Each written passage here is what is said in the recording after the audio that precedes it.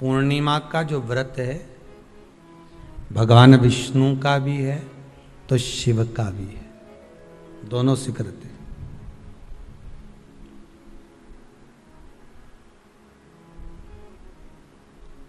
दोनों स्वीकृत है।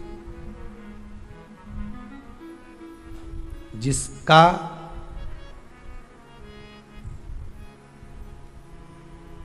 चंद्र आपकी पत्रिका में, आपकी राशि में, आपके स्वरूप में, हर व्यक्ति के संपूर्ण शरीर के अंदर 33 कोटि देवता विराजमान है। अलग अलग इंद्रियों पर अलग अलग देवताओं का निवास है।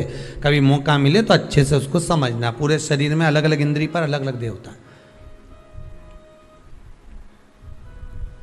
जिस व्यक्ति को रात्रि में, जैसे ही रात हो या दिन हो, भोजन करने के 15 मिनट के बाद ही नींद की झपकी आ जाए, समझ लेना चंद्र कमजोर पड़ गया, चंद्र गड़बड़ हो गया।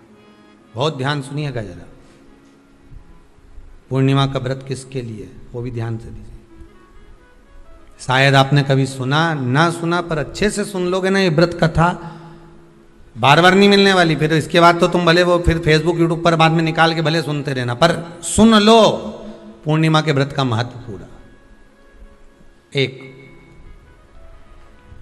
भोजन के बाद जब नशे जैसा माहौल हो जाए, आपको बिल्कुल कोई छेड़े ही नहीं, सोई नींद आएगा,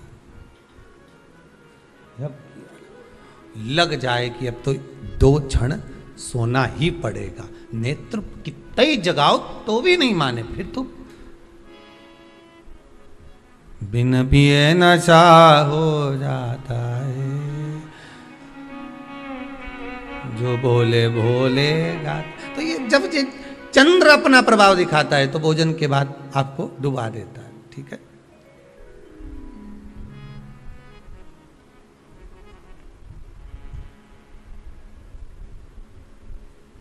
एक बहुत सरल भाषा में कहेंगे, आपको थोड़ा समझना पड़ेगा कि कहीं कहीं आपने सुना होगा कि 14 और पूर्णिमा पे कहीं गया होगा इसलिए ऐसा हो गया। बोले सुना है कि नहीं सुना? 14 पूर्णिमा पे कहीं गया होगा या 14 पूर्णिमा पे कहीं गई होगी तो ऐसा हो गया। क्यों कहते हैं, उसका कारण क्या है? आखिर बात 1400 पूर्णिमा को क्यों लोगों ने बदनाम कर दिया कि 14 पूर्णिमा पे कहीं गई होगी तो बाल खोल के गई होगी, या ऐसा करा होगा तो वैसा करा होगा तो ऐसा हो गया, या ये चीज़ इसके साथ में ऐसा हो गया, या एक्सीडेंट हो गया, या ये चीज़। कारण क्या होता है? क्यों पूर्णिमा और अमावस्या के समय पर ही ज़्यादा एक्सीडेंट के योग बनते हैं?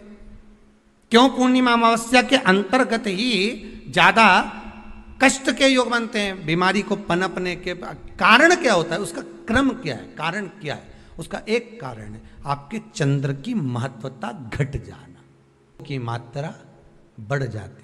रोग अपना प्रभाव चंद्र के कारण दिखाना प्रारंभ, पर मन में बेचैनी नहीं हो, बेचैनी रहे, नींद नहीं आ रही है, कुछ मन में ऐसा लग रहा है कि कुछ होने वाला है, मन में स्थिरता नहीं आ रही, समझ लेना कि चंद्र गड़बड़ हो गया है। अब इस चंद्र को साधना है तो शिव तत्व में जाना पड़ेगा। फिर कुछ मत करिए, पूर्णिमा का व्रत चालू कर दीजिए। क्या करना है? केवल पूर्णिमा का व्रत चालू कर दो। और कितना प्रभाव है पूर्णिमा के व्रत का? घर में 50 लोगों का परिवार है, 15 लोगों का परिवार है, 20 लोगों का परिवार है, और परिवार में से अगर एक पुरुष या एक स्त्री कोई भी पूर्णिमा का व्रत करता है तो पूरे परिवार के लोगों का चंद्र संवर जाता है, पूरे परिवार के लोगों का चंद्र सुधर जाता है। पूर्णिमा के व्रत का इतना प्रभाव शास्त्र कर रहा है, स्कंद पुराण कर रही है।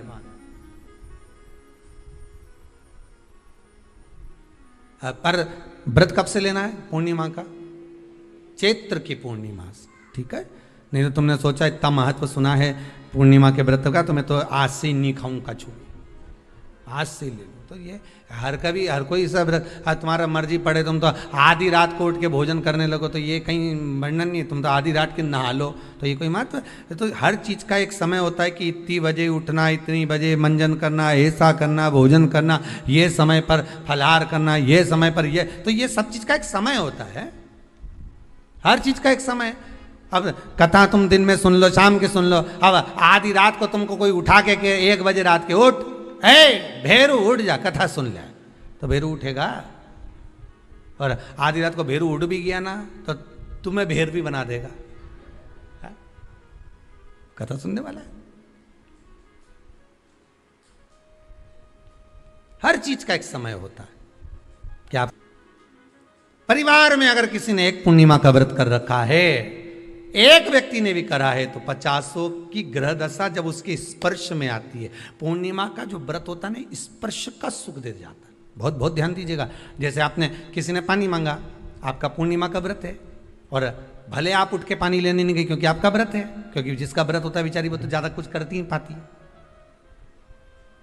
पर किसी ने आपको पानी लाकर तो दिया ना। अब पानी लाकर जिस व्यक्ति ने दिया उसका स्पर्श तो हुआ ना। ये अभी गई थी ना दूसरी लहर कोरोना महामारी, इसको देख लो, इसको टच किया, इससे टच होकर उस पर गया, उससे टच होकर उस पर गया, तो ये कोरोना महामारी। अब जब ये कोरोना महामारी टच करने से फैल सकती है, तो व्रत का पुण्य टच करने से क्यों नहीं बढ़ सकता?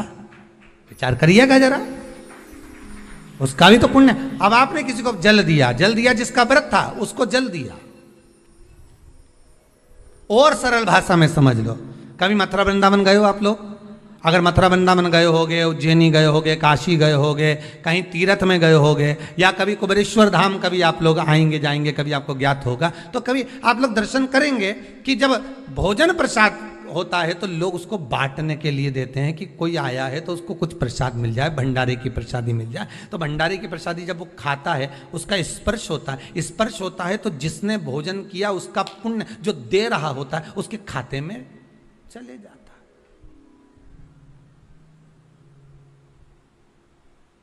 उसके खाते में गया।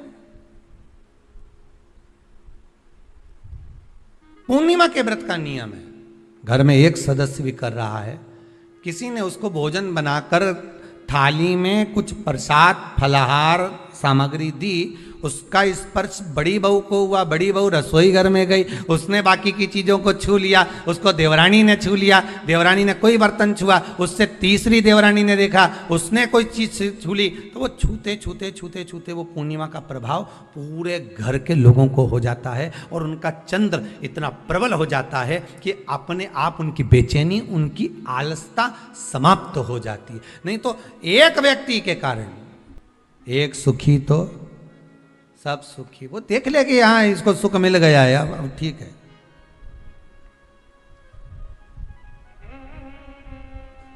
जब बेचैनी लगे, 1400 पूर्णिमा आए और आपको लगे बेचैनी बहुत ज्यादा है, मेरे को थोड़ा बेचैनी, ना जाने क्यों ऐसा होता है कि 1400 पूर्णिमा आई और मेरे को बेचैनी, तो समझ लेना कि चंद्र गड़बड़ है। फिर क्या करना है? एक व्रत घर का कोई भी सदस्य पूर्णिमा का प्रारंभ कर दे। ज्यादा नहीं करो तो थोड़ी करो, पर करो व्रत।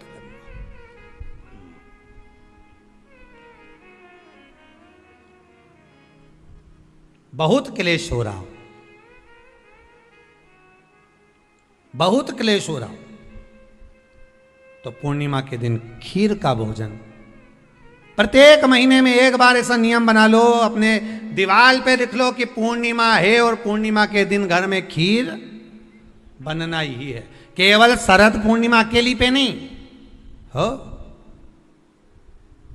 तुम एक पूर्णिमा पे तो बनाते हो खीर, शरद पूर्णिमा के दिन तो खूब जोरदार बना बुनो के ना डोलची के छत पे धर दो, उठा के भगवान ही धर दे, कहीं कहीं तो छत पे बनाए। तो बच्चे पूछ ले मम्मी ये छत पे क्यों रखी है, तो क्या अमृत गिरेगा? पुराण की कथा स्कंद पुराण तो कहती है, पूर्णिमा के महत्व को जो दर्शाया जाता है कि शरद पूर्णिमा के दिन चंद्र में से अमृत तत्व गिरता है, गिरता है। पर कब गिरता है? अरे जम के तो बोलो, जब उस खीर का ढक्कन हटा हुआ, केवल खीर का नहीं अपना भी ढक्कन हटा हो, तभी तो अमृत गिरेगा।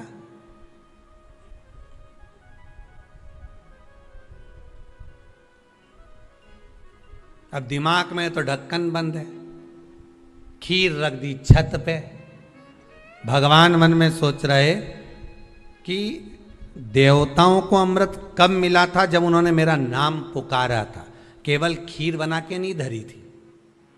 कि छत पे खीर धर दो और अमृत आ जाएगा। नहीं नहीं, खीर के पास बैठकर थोड़ी देर बैठकर हरे राम कहो सीताराम कहो, सीताराम कहो राजा राम कहो, कुछ भजन तो गाओ। और तुमने तो नीचे से बना के छोरा के दे दी, धरिया ऊपर छत पे, और छत पे ले जाके खीर धर दी और खीर रखी तो मम्मी ने क्या केवल ढक्कन लगा के रखना, बिल्ली खा जाएगी। तो उसमें ढक्कन केवल खीर में नहीं लगाया, अपनी बुद्धि में भी लगा लिया। अरे स्कंद पुराण की कथा कहती है जब पूर्णिमा के दिन तुम खीर बना रहे हो, अगर शरद पूर्णिमा के दिन खीर बना रहे हो तो प्रयास करना कि थोड़ी देर बैठकर राम नाम, कृष्ण नाम, शिव नाम, भगवान की भक्ति का 2-5 भजन तो हो जाए।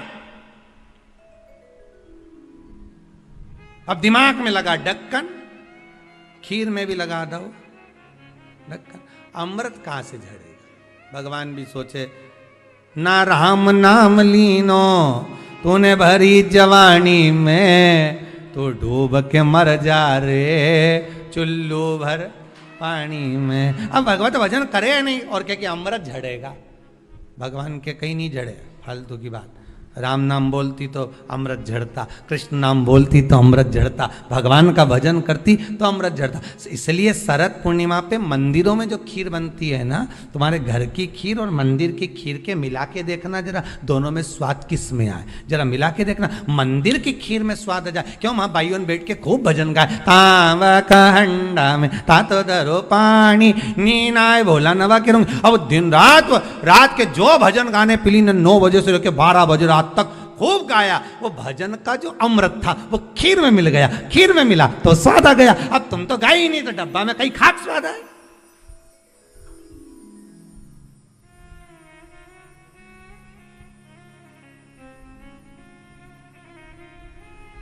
अब रात्रि को छोरा से क्या, जा खीर उठाना नीचे, जो खीर लेके आया ने खा के देखे, और एक ही आ जाए नहीं तो पूरा इलायची का स्वाद दे जाए। अब डाली थी दाग खीरोजी, आ गया वह कीड़ा भी राम। अब छोरा को कूट रही, अब उसको कूटने से क्या हो? ये तो उसी में का हाल नहीं हो गया। एक बच्चा घर आ गया दौड़ के, माता जी ने पूछा क्यों तू वापिस घर क्यों आ गया? स्कूल नहीं जा सकता था? स्कूल में बैठने का कहा था ना तेरे को, क्लास में बैठने का कहा था तेरे को, तो घर में क्या कर रहा है कि नहीं जाना मेरे को स्कूल? तो क्यों नहीं जाना? नहीं जाऊंगा, नहीं जाऊंगा। तो छोरा से कहा तू जाए क्यों नहीं? नहीं जाऊंगा, नहीं बोल दे, नहीं जाना, नहीं जाना बस। अरे तो हुआ क्या ये तो बता। कि मार साहब है नहीं, हमारा टीचर, हमारा गुरुजी माँ साहब, उनने बोर्ड पे लिखा महाभारत, और हमसे पूछे किसने लिखी, तो हमने कह दिया तुम नहीं लिखी। तो उन्होंने हमको खूब मारा, तो अब स्कूल नहीं जाऊंगा। जब मार साहब खुद लिख रिया है, इतना बच्चा के सामने लिखा, बोर्ड पे लिखा महाभारत, और हमसे पूछा किसने लिखी महाभारत, तो हमने कह दिया तुम नहीं लिखी।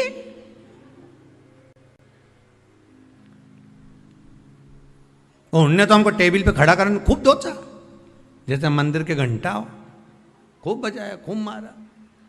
इसलिए अब नहीं जाऊंगा स्कूल। इतने में माँ ने हाथ पैर जोड़े, वो महाभारत किसने लिखी थी ये पूछा था, तो हम वही तो बोल रहे हैं माँ साहब ने लिखी थी। हम कौन से अलग बात बोल रहे हैं, हम भी तो बोल रहे हैं कि टीचर ने लिखी, माँ साहब ने लिखी। तू नहीं सुधरेगा कभी जिंदगी में। हम तुमसे इतना सा पूछ रहे हैं, महाभारत किसने लिखी? माँ साहब ने लिखी, टीचर ने लिखी। और देखो मम्मी, भाई सुन ले, आई तू भी सुन ले, अब बार बार महाभारत की मत पूछना मेरे से। एक बार बोलती मैंने उनने लिखी, उनने लिखी, उनने लिखी, अब बार बार मत पूछना। पिताजी आ गए दुकान से, खेत से, क्यों रे छोरा आज तो स्कूल नहीं गया? गया था। तो फिर बस सन ने खूब मारे तुम भग आया। क्यों भग क्या आया, ऐसा क्या कर दिया तूने? तो मार साहब खुद लिखे, बोर्ड पे लिख दी महाभारत और मुझसे पूछ रहे महाभारत किसने लिखी। मैंने भी कह दी तुमने ही लिखी। तो मार साहब ने खूब मारा, मैं अब नहीं जाऊंगा। तो पिताजी बोले रे मूर्ख, तुझे बता देना तो महाभारत किसने, तो वही तो बताया कि मार साहब ने लिखी। पिताजी भी क्या बोलेगा। हम भी इसी भ्रम में महाराज, हम सोचे कि बस खीर में अमृत झड़ेगा। भगवान के जब झड़े जब राम बोले, अमृत जब झड़े जब कृष्ण बोले, अमृत जब झड़े जब भगवान का भजन होवे। केवल खीर बना के डब्बा को छत पे रखने से अमृत नहीं झड़ता। भगवान के भजन के साथ अमृत तत्व की जो प्राप्ति होती है तो वो आनंद ही दूसरा हो। किसी ने भजन में गाया है, आपने सुना होगा, अमृत है हरि नाम प्रभु का, अमृत है हरि नाम प्रभु का, इसे छोड़ विष पीना क्या, हरि नाम नहीं तो जीना क्या, प्रभु नाम नहीं तो जीना क्या। ये अमृत तत्व भगवान की भक्ति का होना चाहिए। ये अमृत तत्व परमात्मा की भाव का, निर्मलता के भाव का होना चाहिए। तो स्वाद। मेरा निवेदन है, अगर तुम्हारे घर में अशांति ज्यादा होती है, क्लेश बड़ा ज्यादा होता है, आप पूर्णिमा का व्रत करें ना करें, पर पूर्णिमा को खीर प्रसाद घर में अवश्य बना।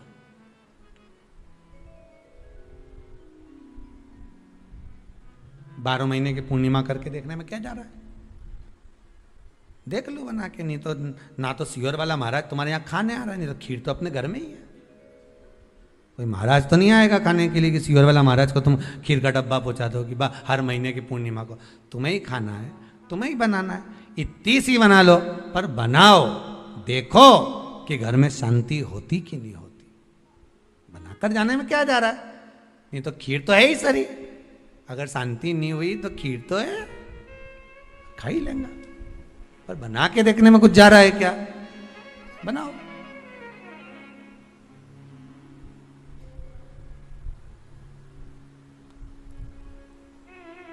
उसकी महत्वता को जानना है। ये जो हवन में, यज्ञ में खीर की जो आहुतियां छूटती हैं, ये इसका महत्व बहुत है महाराज। आप समझें ना समझें वो आपकी जगह पर आपके यहां जब विद्वान ब्राह्मण, कोई विद्वान ब्राह्मण आपके यहां जब यज्ञ कराने आए, हवन कराने आए, वास्तु पूजन कराने आए, जब माता रानी का हवन, किसी भी रूप का यज्ञ कराने के लिए आए और वो खीर की आहुतियां जब छुड़वाए, तो आप पूछना कि खीर की आहुति का फल कितना, प्रताप फल कितना। पूरे यज्ञ में वो खीर की आहुतियां लक्ष्मी के लिए जो दी जाती है, वो लक्ष्मी की वृद्धि कर देती।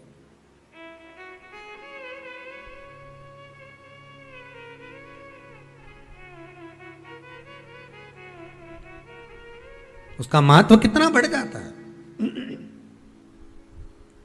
उसका महत्व कितना प्रबल हो जाता है। खीर क्या होती है, बनाइए एक बार। पूर्णिमा के व्रत का महत्व चंद्र से, और जिसके यहां क्लेश हो, कोई व्यक्ति मीठा बोलकर आपसे स्नेहवश, प्रेम बढ़ाकर, स्नेह बढ़ाकर, आपसे प्रेम, वात्सल्यता, करुणा, स्नेह बढ़ाकर जब आपसे कुछ धन लेकर चले गया हो, और अब आप उससे मांग रहे हो, आप उससे लेना चाहते हो, और फोन कर रहे हो, मिलने जा रहे हो कि मेरा पैसा दे दे भैया, और वो प्रेम खत्म कर चुका है, स्नेह खत्म कर चुका है, धन नहीं दे रहा, वहां पर भी ये पूर्णिमा का व्रत काम करता।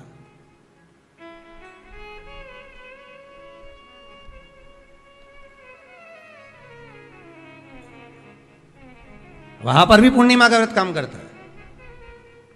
कहा व्रत करने वाला व्यक्ति जो पूर्णिमा का व्रत करता है, चावल का, अक्षत का, श्वेत वस्त्र में, सफेद कपड़े में अक्षत रखकर, जो जिससे धन लेना है, प्रेम वश लेकर गया है, स्नेह वश लेकर गया है और नहीं दे रहा है, उसका स्मरण कर कर ब्राह्मण देव को दे देने पर भी महाराज चंद्र की दशा सुधर कर लक्ष्मी का भाव वापिस प्राप्त हो जाता।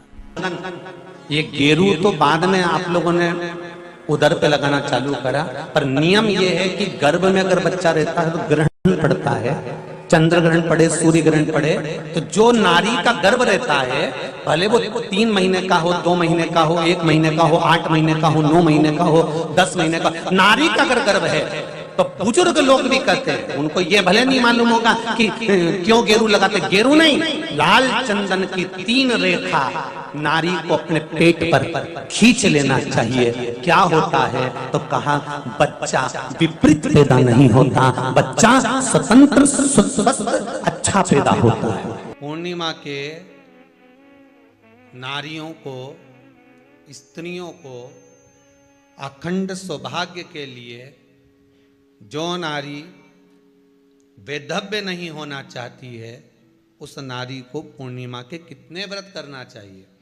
जिस नारी के यहाँ संतान नहीं हो, औलाद नहीं हो, उसको पूर्णिमा के कितने व्रत करना चाहिए।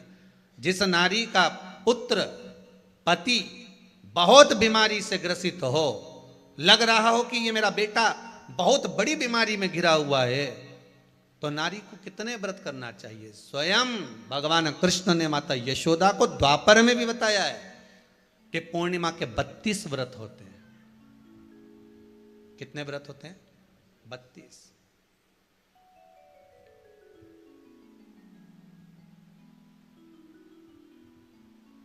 स्वयं भगवान कृष्ण यशोदा रानी को, माता यशोदा जी को भी बता रहे हैं 32 व्रत।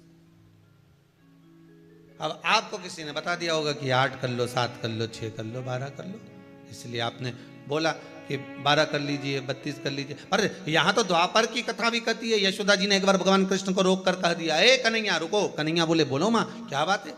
कन्हैया जरा रुकिए, इधर आओ जरा। भगवान कृष्ण आए।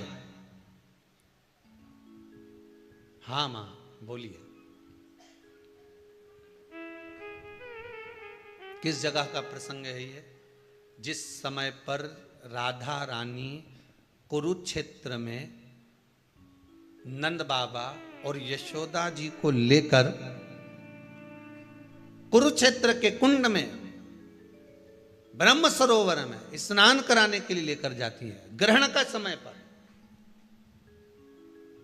और जब भगवान कृष्ण उस कुरुक्षेत्र के उस सरोवर में स्नान करने आते हैं, तब यशोदा जी ने अपने लाला से प्रश्न किया है, पूछा है,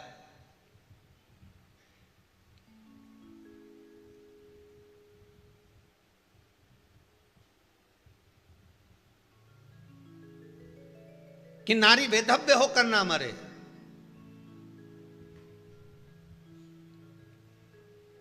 उसका पति कोई रोग से ग्रसित ना हो, उसका पुत्र किसी रोग में ना पड़े। अरे भाई कितना सुंदर संवाद लिखा है। अगर किसी माता का पुत्र मान लो किसी नशे में डूबा हुआ है, कोई नशा कर रहा है और गलत नशा है, आपको लग रहा है कि ये नशे में डूबा हुआ है, आपको लग रहा है कि ये गलत जगह पर डूब गया है, आपको लग रहा है कि मदिरापान में, मांसाहार में, या अधिक गांजा आदि का जो भी नशे होते हैं, जितने भी नशे, उसमें डूब चुका है। और माँ उसको समझा रही है, तू नशे में मत डूब, तू इस काम को मत कर, तू ये गलत कर्म मत कर। माँ उसको समझा कर हार गई।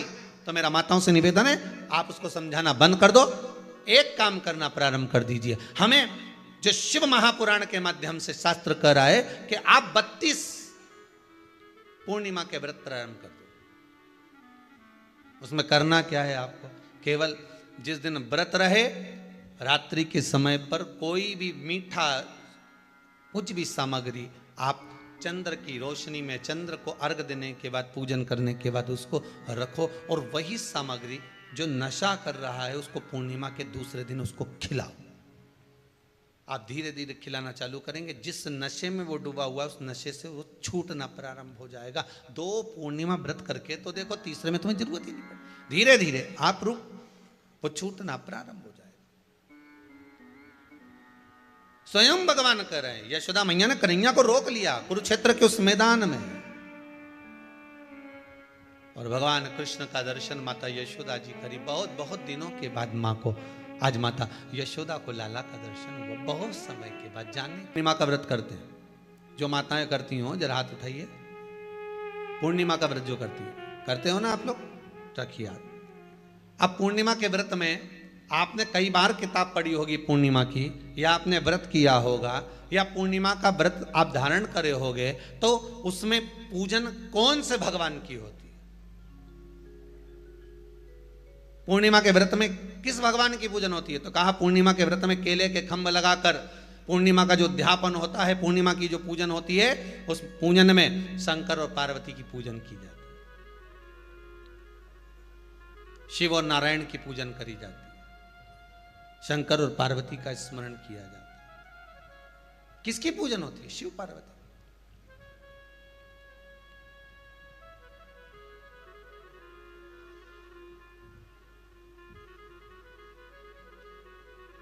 क्यों शंकर और पार्वती का पूजन क्यों करा जाता है पूर्णिमा के व्रत में?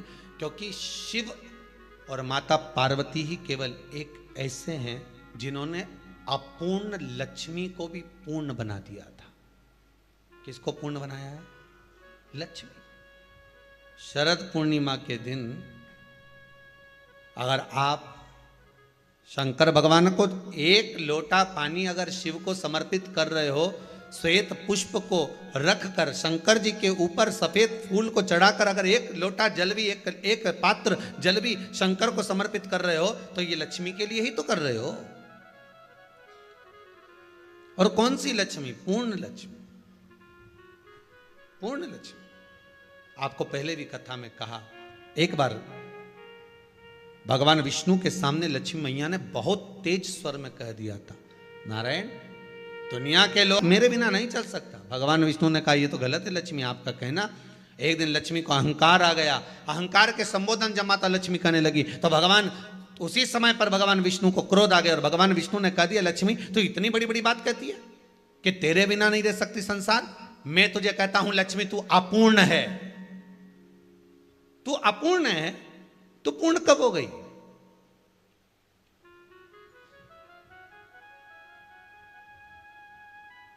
तेरी पूर्णता कहां हो गई? लक्ष्मी की आंख से आंसू बहने लगे। आज आपने मुझे अपूर्ण कहा है, आपको मालूम है आप मुझे अपूर्ण कह रहे हो? आपको ये ज्ञात हो रहा है आप मुझे अपूर्ण कह रहे हो? भगवान कहते हैं हाँ लक्ष्मी मैंने तुझे अपूर्ण कहा है। अपूर्णता का मतलब आप जानते हो ना? भगवान कहते हैं लक्ष्मी मैं सब जानता हूं। लक्ष्मी रोती हुई माता सरस्वती के पास पहुंच गई। सरस्वती ने पूछा क्या बात है लक्ष्मी, क्यों रो रही हो? लक्ष्मी जी ने कहा क्या बताऊं सखी, मेरे पति ने आज मुझे अपूर्ण कह दिया है। और सरस्वती मैया माता लक्ष्मी को लेकर सीधे पहुंच गई माता पार्वती के यहाँ। माता पार्वती के यहाँ जब पहुंची है, माता पार्वती जी ने लक्ष्मी जी को देखा और सरस्वती को देखा तो पूछा कि बात क्या है, क्या हो गया ऐसा, क्या हुआ, क्या है ऐसा जो तुम दोनों आज मेरे पास में आई? क्या हुआ? पार्वती जी कुछ बोलती, शिव जी का ध्यान माता सरस्वती की ओर और लक्ष्मी की ओर गया और भगवान शंकर जान गए कि आज भगवान नारायण ने लक्ष्मी जी को अपूर्ण कहा है। अब देखें माता पार्वती क्या कर सकती है, इसको पूर्ण बनाने के लिए करेगी क्या?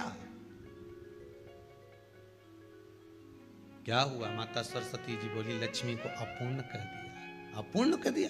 हाँ, तो क्या सोचना उसके लिए, इसको मैं अभी पूर्ण बना देती हूं। माता जगत जननी पार्वती ने गोदी में विराजमान गणेश जी को उठाया और उठाकर लक्ष्मी जी की गोद में दे दिया। ले लक्ष्मी आज से तू पूर्ण हो गई, लक्ष्मी आज से तू पूर्ण है।